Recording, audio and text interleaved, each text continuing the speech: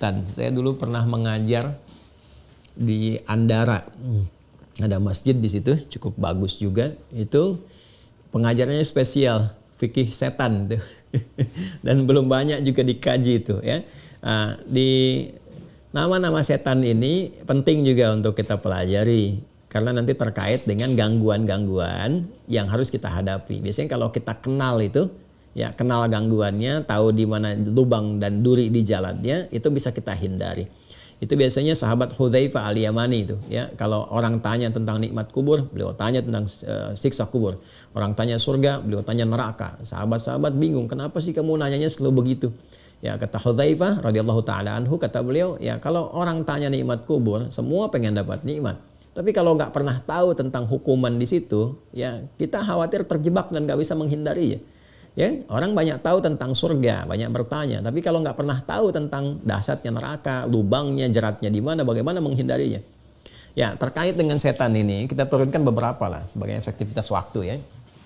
Contoh, misalnya kan, satu saya tulis dengan Arab saja ya, al-hafaf. Ya, bukan afaf tapi hafaf. Ya. Kedua, ada lagi misalnya walhan. Walhan begini. Ada lagi khinzib. Ada yang menyebut khanzab. Ada lagi zalnabur. Zalnabur. Ada lagi mitras. Nah ini yang paling banyak nih mitras sekarang nih. Ya. Ada lagi awar. Ya. Ada lagi dasim. Udahlah 7 aja dulu ya. Ini aja udah repot nih. Nama-nama setan nih. Kalau ada yang sama cepat ganti ya. Cepat ganti nih. Ya. Hafaf. Ini setan yang suka memberikan was-was pada penampakan berjudul binatang. Ya, pada penampakan ya pada binatang-binatang tertentu. Dia begitu lihat takut, was-was, langsung ini. Nah, itu apalagi kadang-kadang binatang yang nggak ada terus tergambar di benak kita itu, ya. Awas, ada ular berkepala singa misalnya kan, atau ada macam-macam. Ini kadang-kadang seperti itu. Ini setannya namanya ini hafaf. Ya. Setan-setan yang berwujud penampakan-penampakan dengan wujud binatang atau keadaan-keadaan binatang-binatang tertentu yang kadang-kadang bersuara melahirkan was-was tertentu. Bukan takut alamiah ya. Kalau mendengar suara singa itu takut, itu wajar, ya kan? Tapi kalau Anda tiba-tiba misalnya dengar desis-desis tertentu, tiba-tiba nggak ada sesuatu, suara kucing kok malah takut malam-malam meong, gitu kan, tiba-tiba ada was-was apa? Nah ini yang bikin was-wasnya hafaf. Ya, yang paling populer tentang keledai. Ketika keledai meringkik, nah itu suara setan. Dan seterusnya. Tapi apa namanya itu ada babnya tersendiri, babnya. Nah, orang nggak ngerti nanti jadi bahan-bahan candaan atau macam-macam, tidak. Ada babnya sendiri. Kapan dia meringkik seperti itu, kan? Ayam berkokok, suara malaikat misalnya kan, bukan suara pada kokoknya, bukan. Memberikan kesan bahwa ketika dia berkokok itu ada malaikat yang sedang turun atau menunaikan tugas dan sebagainya. Tapi berkokok seperti apa? Apakah ayam ketawa yang nggak berhenti berkokok menandakan malaikatnya banyak gitu kan, dan sebagainya. Nah itu ada babnya sendiri, nanti dipelajari di bab tertentu khusus. Ya, yang ingin saya katakan adalah kembali ke sini, jika ada perasaan was-was kita pada binatang-binatang tertentu yang tidak wajar keadaannya, atau bahkan binatang yang nggak ada tapi seperti digambarkan ini dan itu, ini hafaf namanya. Ya. Kemudian walhan, setan yang melekat untuk menggoda orang-orang yang wudhu. Ya, sering dikenal dengan setan wudhu. Ya, memberikan was-was pada orang yang telah wudhu sampai ke sholat. Sampai ke sholat. Jadi, saat dia telah berwudhu, ya, ditunaikan wudhunya, diberikan kemudian was-was, diganggu. Antara yakin atau tidak sebetulnya sudah berwudhu, batal atau tidak nih. Ya, baru dia takbir tuh diberikan was-was. Sebetulnya kamu batal tadi, sebetulnya begini, begitu. Nah, ini tugasnya walhan di setannya ini. Ya, dan nanti ada babnya sendiri untuk mengatasinya. Ya, kata Nabi, kalau nanti ada yang memberikan was-was seperti itu dalam wudhu kita, atau bahkan saat sholat, jangan langsung putuskan batal. Ambil yang paling yakin atau pastikan. Kalau enggak kamu dengar kemudian suaranya atau kamu cium baunya, kata Nabi, pada yang sudah pasti ya sifatnya. Tapi kalau gelisah berkelanjutan, ambil satu keyakinan. Ya, yakin apa nih? Yakin kita enggak batal. Sudah selesaikan. Kalau kita sudah ambil satu keyakinan, dia akan tinggalkan. Tapi kalau kita terus pertahankan wudhu lagi, jadi permainan nanti. Ya, setan mempermainkan ini walahan. Khinzib. Khinzib itu, ada yang membaca khanzab, itu setan menggoda orang sholat. Ya. Jadi dia mulai tugasnya, dia berdinas saat orang mulai bertakbir. Jadi begitu orang takbir, Allahu Akbar, baru langsung dia bertugas itu. Kata Nabi, diberikan gambaran kepada kita, dia akan berkata, udhkur kata, ingat ini, ingat itu. Nah, makanya kalau Anda sebelum sholat, saya sering uraikan itu. Kita bisa tenang keadaan itu. Seakan-akan ingin fokus pada satu keadaan tertentu, kondisi tertentu untuk ibadah. Tapi begitu Anda bertakbir, itu baru takbir, langsung terbayang berbagai hal. Nah, itu yang bekerja khinzib namanya. Ya kadang-kadang masuk lewat ya uraian taklim juga, ceramah juga. Dan begitu takbir, merasa digoda, ingatnya Anda katakan khinzib. Nah, itu setan juga tuh. Ya, jadi mengondisikan supaya kita itu kehilangan keadaan kondisi khusyuk dalam sholat. Ini Zalnabur, ini setan pasar ini. Ya, kondisi-kondisi dalam niaga. Ya, pasar, ya kondisi kalaupun sekarang sudah jadi swalaya, supermarket, minimarket dan sebagainya. Ya, yang banyak tugasnya dia menjadikan yang tidak baik terkesan menjadi baik. Yang haram ya terkesan menjadi halal. Lalu kata-kata dimunculkan misalnya barang-barang yang kurang baik seakan-akan dikesankan baik. Awas hati-hati, ahli marketing tuh, sales-sales dan sebagainya. Ya, harus ada kejujuran. Jangan bekerja sama dengan Zalnabur, ini bahaya nih. Ya, memang kalau barang nggak baik, sampaikan kurang baik. Kalau bagus, sampaikan bagus. Kalau ada cacatnya, sampaikan dia ada cacatnya. Ya, jangan sampai barang kurang bagus disampaikan, ini bagus kok Pak, kelihatannya aja seperti casing yang nggak bagus, padahal isinya bagus. Saya nggak begitu. Ketika dikemas kalimat-kalimat berbeda dengan kondisi aslinya, maka ini yang berperan. Atau melekatkan ingatan. Ya, suami istri main misalnya kan, ke swalayan, toko tertentu, tas tertentu, ya beli enggak, tapi terus terbayang-bayang sampai ke rumah. Ya ini perannya ini. Ya, sampai mau tidur pun masih diungkit juga.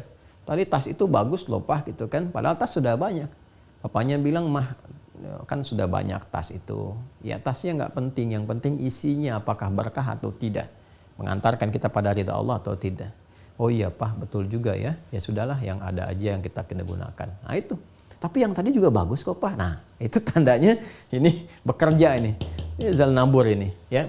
Ini yang kadang-kadang juga dalam suasana proyek di pekerjaan dan sebagainya. Dalam bisnis. Hati-hati tuh. Ya, jangan dikira akan mudah, tidak. Kadang-kadang bisa dari dalam, di internal. Ya, dikacaukan tuh kondisi bisnis dari dalam itu. Ya, misalnya Anda sudah bekerja bagus, sudah baik, gitu kan? Dan sudah berjalan dengan bagus, bahkan jadi kepercayaan dan sebagainya. Tiba-tiba ada godaan dari pihak tertentu, dari luar, diprovokasi. Ya, supaya misalnya ditinggalkan pekerjaan itu, tapi saat yang bersamaan Anda didorong untuk menghancurkan pekerjaan itu. Diprovokasi sehingga ada kesan nanti satu perselisihan, ada kesan persaingan yang tidak sehat. Nah ini nih bisa terjadi nih. Ya permainan tender, permainan macam-macam muncul. Ini hati-hati, harus belajar nih fikihnya supaya bisa mengentaskan itu semua.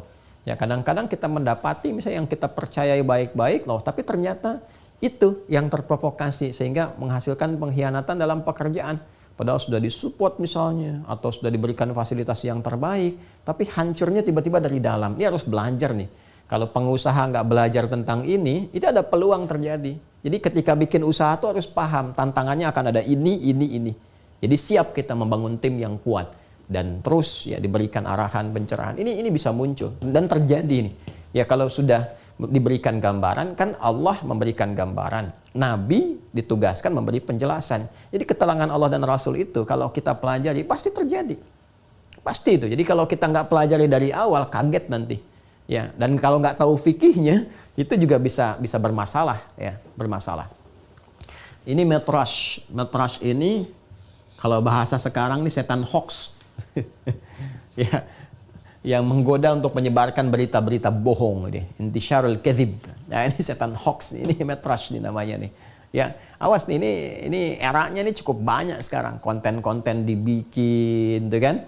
Yang nggak semestinya, kalimat-kalimat ditata atau macam-macam, atau mengondisikan sesuatu pada yang tidak benar demi tujuan-tujuan dunia tertentu dengan ini cara yang salah, cara yang keliru. Ini provokasinya setannya metrash ini. Hati-hati ya. Saya juga menyarankan dan juga memberikan pengingat ya. Kadang-kadang saya harus menegaskan. Ya, saya sudah menegaskan bahwa tidak memperkenankan untuk memotong-motong video. Jadi kalau mau belajar, teman-teman share aja supaya share-nya itu diarahkan kepada akun yang formal, yang benar. Untuk apa? Sebetulnya sih yang paling diharapkannya adalah untuk membentengi salah dalam menyampaikan sesuatu. Kadang-kadang terlihatnya bagus itu kan, terus dipotong nih. Yang jadi masalah adalah ketika saya menyampaikan sesuatu dan lengkap disampaikan, itu arah pembicaraan terukur. Ini kemana maksudnya? Jadi lengkap supaya bisa dilihat keseluruhannya. Ketika terpotong, itu sudah keluar dari konteks yang dibicarakan. Sekalipun mungkin yang dimaksudkan itu adalah kalimat-kalimat potongan baik, tapi ketika diletakkan bukan pada konteksnya, itu bisa salah. Ya, jadi biasanya saya sudah briefing itu di admin, di teman-teman itu, ya di bagian IT dan sebagainya. Kalaupun ada yang minta izin untuk sharekan linknya supaya kembali melihat secara utuh. Ya, kenapa? Tadi untuk mencegah ini berperan. Dan seringkali itu terjadi. Banyak hal akhirnya kita harus mengklarifikasi sesuatu yang tidak ada sebetulnya. Kalau dikembalikan kepada utuhnya. Dan ini banyak terjadi sekali. Ada kasus dimunculkan ini, itu. Dan rata-rata menariknya itu ceramah-ceramah yang lama. Yang mungkin belum seperti sekarang keadaannya. Ada orang shoot pakai kamera tertentu, potong dan sebagainya dengan niat-niat yang Allahu a'lam. Tapi kita mencegah itu lebih baik sehingga tidak terjadi hal-hal yang tidak diinginkan. Di itu ya, membangun harmoni, kebaikan-kebaikan untuk mengalahkan provokasi ini itu penting sehingga terjadi hal-hal kondusif yang kita harapkan. Ini ya teman-teman ya. Hati-hati nih setan hoax, jangan terjebak nih berita-berita, tulisan, status dan sebagainya. Awar. Ya, setan penggoda yang mengarah kepada zina. Hati-hati ya, hati-hati nih. Awas ya. Dan ini sesuai zamannya nih, sesuai zamannya. Ya, ada godaan-godaan klasik ya, baik anak muda yang sudah balik ataupun sampai ke orang dewasa. Supaya apa? Supaya terjadi hubungan-hubungan yang tidak semestinya. Ya, belum menikah, terjadi hubungan yang tidak dibenarkan, atau sudah menikah, tiba-tiba senang lirik pasangan orang lain, dalam pekerjaan yang terlihat kok ini lebih baik, terlihat lebih memesona dan sebagainya, sehingga orang bikin ungkapan, rumput tetangga lebih hijau, lebih ini, lebih itu. Ini provokasi dari sini. Hati-hati. Ya, termasuk dalam taklim juga hati-hati ya. Harus berlindung kepada Allah Subhanahu wa taala. Ya, ada ustadz tuh ya. Jangan sampai Anda menempatkan di luar batas-batas ya dari porsinya. Nggak boleh itu. Ya, dari istri yang sudah punya suami dan sebagainya. Kagum proporsional. Boleh pada ustadz mengagumi pada ilmunya. Tapi jangan melampaui batas-batas itu. Itu pun kekaguman itu ya diarahkan kepada pujian kepada Allah untuk mendapatkan rahmat Allah Subhanahu wa taala. Jangan melampaui itu. Ya, apalagi sampai menghadirkan suasana-suasana yang tidak baik dan sebagainya. Tidak boleh hal-hal yang demikian. Ustadz-ustadz juga begitu tuh. Ya, harus sering didoakan supaya tidak keliru. Ya, bukan hanya popularitas, kadang bergaul dengan jamaah isi pengajian yang isinya perempuan semua atau sebaliknya, kan, dan sebagainya. Ada ustadzah tapi ada jamaah laki-laki dan seterusnya. Itu mesti berlindung juga karena ini bisa berperan kemanapun. Ya. Dan sekarang lebih sistematis, hati-hati. Sekarang kan dunianya tuh banyak digital. Awas, hati-hati tuh, digunakan teknologinya. Ya, bisa dengan prostitusi, bisa dengan chat-chat itu yang pakai media-media. Betapa banyak kan orang kenalan-kenalan di Facebook, di Instagram, dari yang tadinya chat jadi cek, ya, check in, cek macam-macam segala rupa, jadi mulai zina dan sebagainya. Ini awar ini. Ya, betul-betul deh pergaulan-pergaulan sekarang itu mesti berlindung. Ya, dengan cara-cara yang baik. Mohon kepada Allah. Minta kekuatan. Ini bahaya ini, ya. Nanti kalau sudah dibawa ke rumah, nah ini pengganggunya ini nih, dasim. Setan rumah nih. Setan rumah. Dia mengganggunya macam-macam. Ada yang berusaha memecah belah suami dengan istri. Yufarriquna bihi bainal mar'i wa zaujih. Ya, ini bisa mengganggu peran harmonisasi antara suami dengan istri. bicara sedikit kok jadi ribut gitu kan. Kadang-kadang ada yang menggunakan dari luar, berperan seperti magic untuk memecah. Itu ada juga, itu ada di Al-Baqarah, Quran surah 2 ayat 102. Ya, kadang-kadang bikin nggak enak masuk ruangan, ada ketakutan tertentu. Ini yang berperan dasim nih. Dasim, ini ada babnya sendiri di rumah. Ya. Nah, ini diantara yang bisa saya uraikan. Nanti ada beberapa yang lain-lain lagi yang bisa kita kemudian gali lebih jauh. Ya, ada kadang-kadang di berbagai aktivitas ya, di dunia musik misalnya tuh ada juga setan-setan yang melekat itu. Kayak mesti hati-hati, itu ada babnya sendiri. Ada babnya sendiri. Ya, terkait harta benda misalnya ada juga. Ya, kadang kan udah waktunya zakat masih ditunda-tunda. Ya, sudah tahu zakatnya di Al-Muharram, ditunda sampai Ramadan. Ya, kadang-kadang kesannya seperti bagus supaya pahalanya melimpah, supaya lebih banyak. Bagaimana kalau Anda meninggal di bulan Rajab? Ya kan? Sudah tertinggal 6 bulan itu belum tersalurkan. Sementara ada anak yatim, fakir miskin, menunggu hak mereka untuk didapatkan belum tersalurkan. Ya, nah, ini banyak hal teman-teman sekalian, maka mesti hati-hati di antara jenisnya. Ini ada babnya sendiri. Ada babnya sendiri. Saya tidak menjanjikan, tapi nanti kalau sudah kita masuk ke masanya, kan kita terkurikulum di Mira itu terurut ya, supaya terukur gitu. Pelan-pelan nanti sudah masuk kita bahas ini tuntas. Ya, tuntas. Saya masih ingat waktu di pesantren itu, waktu awal-awal masuk ya, kita berlatih supaya bangun malam, tahajud dan sebagainya. Terus baru belajar silat itu ya, waktu itu menarik tuh. Malam-malam tuh digoda, awas keluar. Ada nanti makhluk yang di atas pohon begini begitu. Itu saya sampai menarik itu saya untuk mengeluarkan segala kegelisahan dan ketakutan dalam diri itu, sampai saya katakan, kamu beraninya menggoda, keluar kalau berani. Saya udah belajar silat di waktu kecil itu ya. Ya kan taunya memang setan tuh menggoda. Setan tuh penakut. Ya, setan tuh penakut. Penakut. Ya, dia hanya bisa berkuasa pada yang lemah. Makanya menghadapi setan itu sederhana sebetulnya, karena kan sifatnya nggak maksa. Dia tidak memaksa. Dan kalau kitanya kuat, beriman, melawan, sudah. Ya, dia nggak punya kekuatan. Pada orang beriman, mendekat kepada Allah nggak ada kekuatannya. Kecuali pada orang-orang yang lemah. Ya. Dan memang ingin menjadikan setan bagian dari teman kehidupan. Waliyadzubillah, kita berlindung kepada Allah dari sifat-sifat demikian.